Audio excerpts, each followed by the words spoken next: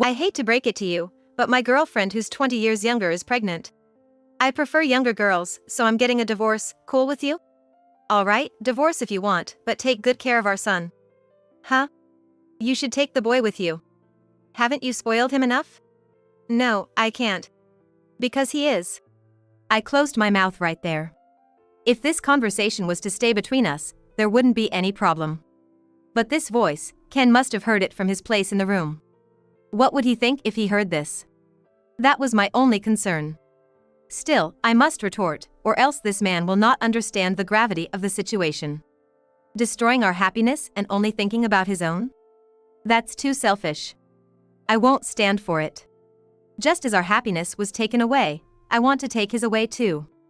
Driven by such feelings, I decided to confront Ted with a shocking truth. My name is Mila Davis, I am 41 years old. I live with my husband Ted and our high school junior son, Ken. I married Ted 13 years ago when I was 28. Back then, I was an insurance saleswoman.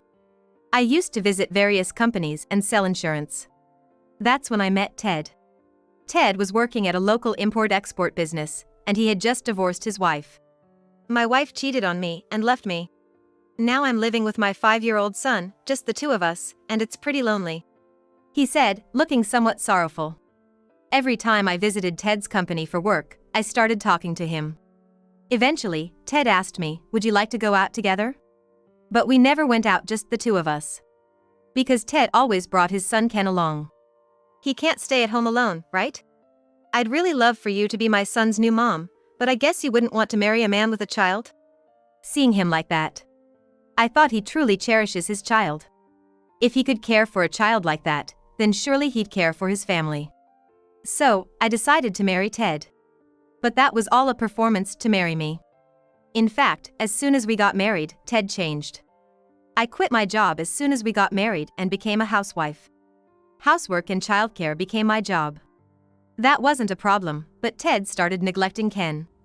Before our marriage, he even brought Ken along on our dates. But after our marriage, he didn't even look at Ken. Not just on weekdays, but even on weekends, Ted never talked to Ken. He never took Ken out somewhere, never played with him, nothing. Even after Ken started elementary school, Ted's attitude didn't change one bit. I went to all the school events alone, and he totally ignored all events that parents should join and enjoy together. You could at least attend some of the school events with Ken. When I said that, Ted made a grimace. After that, he sighed in annoyance and said, sorry, but I'm just tired from work. But... Oh, be quiet. Taking care of our son is your job as his mother, right? Just do it properly. And with that, he shouted and ended the conversation. What happened to the man I knew before we got married? I felt a twinge of regret. Then, one day, Ken had just come home from elementary school and was helping me prepare dinner. Suddenly, a message from Ted arrived on my phone. Wait. What? He's bringing his subordinates home from now? Apparently, he was going to bring several colleagues home. Ted had just been promoted to team leader. So he probably wanted to deepen his relationship with his new subordinates. What should I do? We don't have any food stored. They would surely end up drinking at our home. And if that's the case, we'll need some snacks. It's not even an hour's drive from the office to our home. After some thought, I decided to go to the nearby supermarket to buy some ingredients. When I got home, I started cooking in a hurry. I'll help too. Oh, thank you. Then, could you please get the dishes ready? We prepared as hard as we could, but there were limits. Ted arrived home when only about half of the preparations were done. I'm home! Hey, I brought my colleagues! Ted shouted at the entrance. I greeted them briefly and led them to the room. Then I served them beer and snacks. As I was thinking about preparing the next dish, Ted came into the kitchen and asked me, Hey, what's happening with the food? I'm cooking right now. There are snacks, so it should be okay for now. What have you been doing? I told you in advance. If you could notify me a bit earlier. Stop complaining. You should have this ready. Do you want me to be embarrassed? I was shouted at and was left speechless. Of course, there were countless things I wanted to rebut. But the sound in the kitchen could be heard in the living room. The guests must have felt uncomfortable too. Thinking so, I couldn't say anything in response. In the end, I just silently endured our guests. But once the guests had left, I had a big fight with Ted. I was angry at Ted for shouting at me just because of his own convenience. Then Ted puckered his lips and said in a childish manner, "Okay, fine. I'll have a party in some venues from now on. Happy now?" After that, Ted started to hang out more. His spending got wilder, and he would head out early on his days off. By then, Ken had become a 7th grade student, and it started costing money for things like after-school programs. That's when I talked to Ted about wanting to start a part-time job. A part-time job? What, you want money for leisure?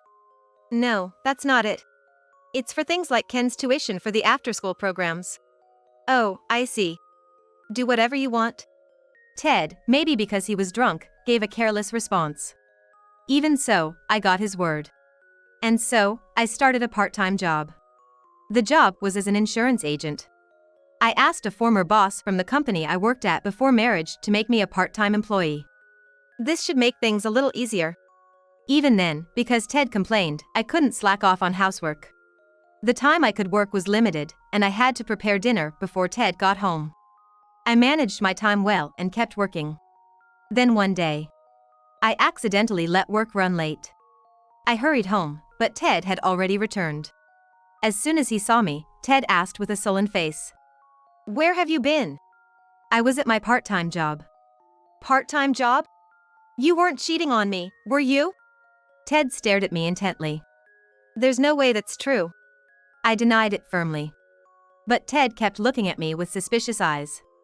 Just as I was wondering what to do, Ted reached out for my smartphone. "Let me see. I'll check if there are any men's names." "Stop it! Shut up!" Ted forcefully snatched my phone and began to check the contacts. And he quickly found my boss's name. "Hey! Who's this? It's a man's name, isn't it?" "That's my boss. He's your lover, ain't he?" "All right then." Before I could react, Ted dialed my boss. "Stop it. You just keep quiet." Thankfully, the misunderstanding was cleared up quickly. Of course, I apologized profusely to my boss. I urged Ted to do the same, but he simply looked away. "It's your fault for making it look like you're doing something wrong." That's all he kept saying. Since then, things between us just went downhill. Even when Ken became a 9th grade, nothing changed. Is this really okay to keep this relationship? I would think that, but I couldn't come up with a way to mend our relationship. Before I knew it, Ken became senior in his high school, preparing for college. Lately, things between Ted and I had completely gone cold. We hardly ever argued at home anymore. At least it wouldn't affect Ken's studies. Things can stay like this until Ken enters the college. That's what I thought. Then, one day, I had to go near Ted's workplace for my job. If things were good between us, I'd invite him to lunch. As I muttered this, I spotted Ted's car across the intersection. "Wait, is that Ted with who?" As I squinted, I saw 2 people laughing and chatting. The word infidelity flashed in my mind. Accusing others of infidelity while doing it yourself? What a joke. I was too stunned to say anything. I secretly took a picture of them and went to a private detective to ask them to investigate Ted. "I probably know the answer already." The thought crossed my mind. The idea of divorce was already set in my mind. But evidence is crucial in these matters. So, I waited for the results of the investigation. About a month later, the results arrived. They were damning. He really had the nerve. Just divorcing didn't seem enough anymore. How should I get back at him? On a certain day off, lost in my thoughts, Ted, who was supposed to be out, came home unexpectedly soon. Rushing over to me, he exclaimed, "I'm sorry, but my girlfriend, who's 20 years younger, is pregnant." "What?" I couldn't believe my ears. But there he was, a smirk on his face, declaring, "So yeah, my girlfriend who's 20 years younger is pregnant. I prefer younger women, so I'm gonna divorce you. That's fine, right?" Well, he certainly had the guts to confess his affair himself. However, I saw this as an opportunity. With this in mind, I decided to seize the moment. "Go ahead and get married, but please take care of our son." With a smile on my face, I said this, which seemed to catch Ted off guard. What? You should take our son with you. You've always been so fond of him. I don't want to. Because that boy is. I carefully chose my words. Ken, who was studying in his room, should be able to hear me.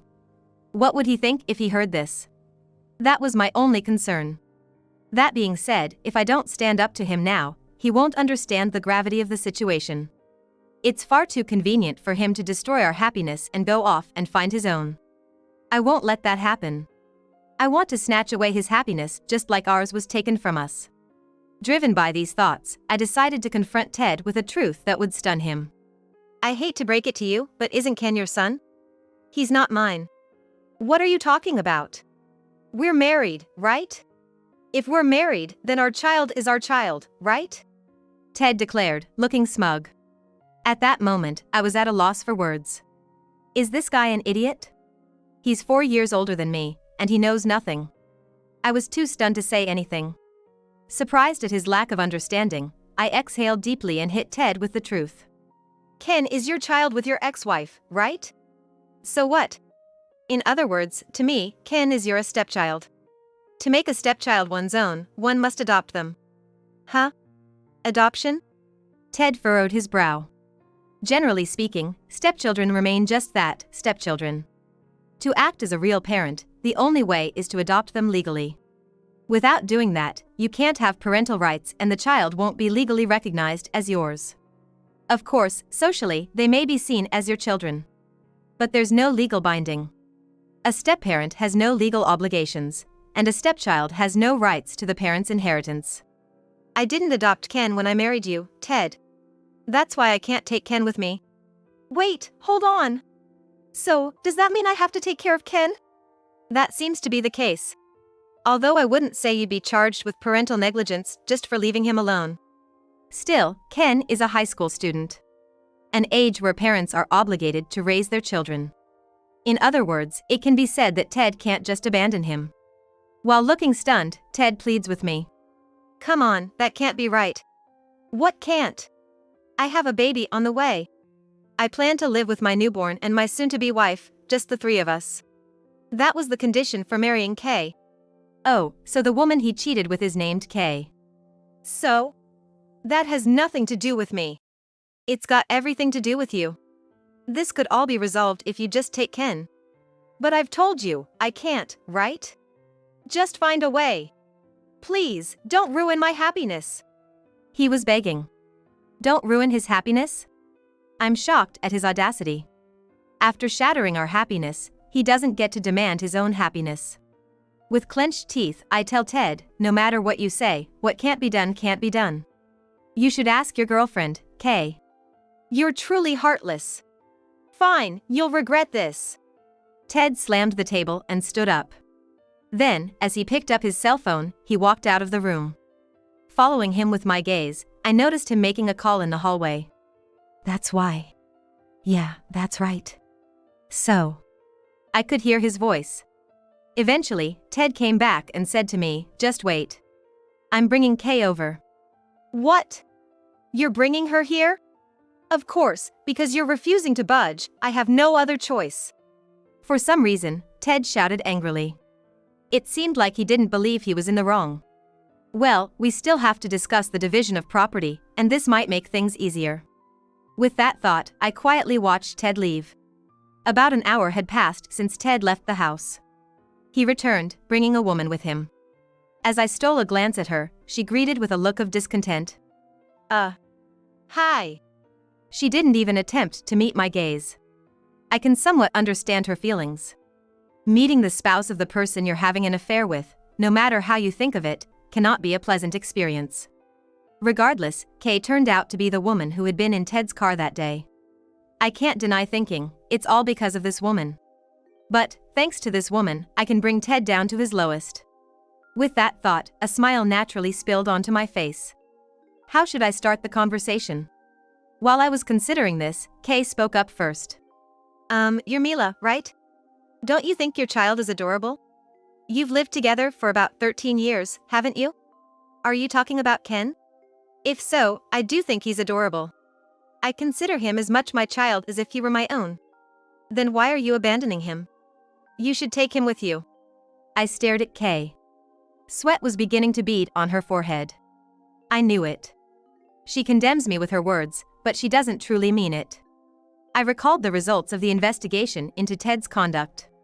If the current situation described there about Kay is true, it makes sense why she would argue like this. So, I decided to shake them up. I'd love to take him with me. But, no matter how adorable he is and no matter how much I love him, legally, only Ted is Ken's parent. I can't become Ken's parent. But, yes, there's also the option of not getting a divorce. And you need to raise your child by yourself. Upon hearing this, Kay flinched. She then turned to Ted and said, I can't raise a baby on my own. Don't worry. I'll take care of our child. Besides, I'm definitely getting a divorce and I want to be with you. At that point, I interrupted. What are you talking about? It hasn't been decided whether we're getting a divorce yet. Shut up. I'm definitely getting a divorce. So, you're taking Ken with you? We're gonna discuss that later. We're getting nowhere. Kay, what do you think? I turned the conversation over to Kay. She made a pout and said, I can't raise someone else's child. Even if it's the child of the man you love? Of course not. I love Ted, not some child of Ted and another woman. Oh, I see. But isn't your argument a bit strange? Why? You don't want to raise someone else's child. That's your personal opinion, and I won't blame you for it. But, you're okay with making Ted raise another person's child, right? As soon as I said that, Kay's face turned suddenly pale. At the same time, Ted tilted his head. What are you talking about? I'm talking about the baby, Kay's baby in her belly. This child is mine. I told you that before. Sure, you did say that. But it's odd.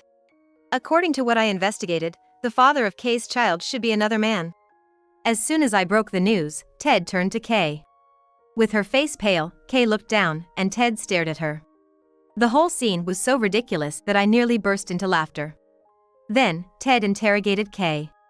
Is what she said true? What? I mean, about the father of the child. Don't be stupid. The father of this child is you, Ted. Kay banged on the table to argue back. But I calmly told her. That's not true. I have proof, look. Saying this, I laid out a single photo on the table. It was a picture I got as a result of a private investigation. The picture showed Kay and an unknown man talking in front of an obstetrician's office. With a private investigation, they also check if you're cheating. According to that, you have a man you're seeing. The child in your belly, it's his, isn't it? That. I mean. Kay started to stutter, unable to speak. Seeing her like this, Ted seemed to have understood everything. He collapsed in despair. That's why you should divorce me and raise the child together. Well, Ted, you'll be raising someone else's child. But Kay, you're okay with that, right? No, no way. Don't forget about Ken, okay?